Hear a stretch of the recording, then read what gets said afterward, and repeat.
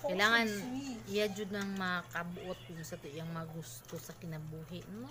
Ya karon kay balik ta pud siya isda kay stress reliever na niya every week. Uli na siya mo na iyang tanaw-tanawon. Pero gahapon pa jud niya gipalit. Flower horn. Hello. Flower horn. What? Menika. Pati ka dyan kurupin. Patay ko ka dyan mamatay pa rin. Una iyahang isda. Flower horn. Mo dako ang ulo niya. Dako pa ni siya. Mas gwapo ni siya kung dako gid ni siya.